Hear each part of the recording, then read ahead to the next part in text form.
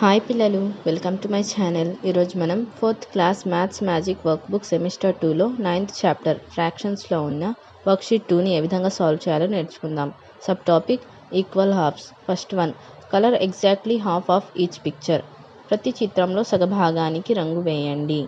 మొదటి చిత్రంలో ఒక సగానికి కలర్ చేయాలి, రెండో చిత్రంలో 2 బాక్సెస్కి కలర్ చేయాలి, తర్వాత మూడో చిత్రంలో కూడా 2 బాక్సెస్కి కలర్ చేయాలి, తర్వాత నాలుగో చిత్రంలో ఈ 2 వరుసలకి కలర్ చేసుకోవాలి.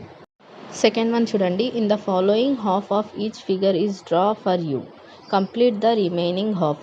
దిగువన సగం చిత్రాలను మాత్రమే ఇవ్వడం జరిగింది, మిగిలిన భాగాన్ని పూర్తి చేయండి. ఈ విధంగా చిత్రం యొక్క మిగిలిన భాగాలను పూర్తి చేయాలి.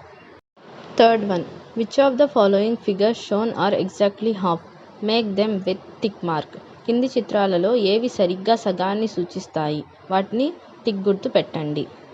First one, third one, fourth one, ఈ మూడు సరిగ్గా సగాన్ని సూచిస్తున్నాయి, వీటిని టిక్ మార్క్ పెట్టాలి. Fourth one, which of the following figures shown are not exactly half, mark them with tick mark. కింది చిత్రాలలో ఏవి సరిగ్గా సగాన్ని సూచించవో వాటికి టిక్ గుర్తు పెట్టండి. Second one, fourth one. Worksheet 3 sub topic part of A whole. అంశం మొత్తంలో భాగాలు.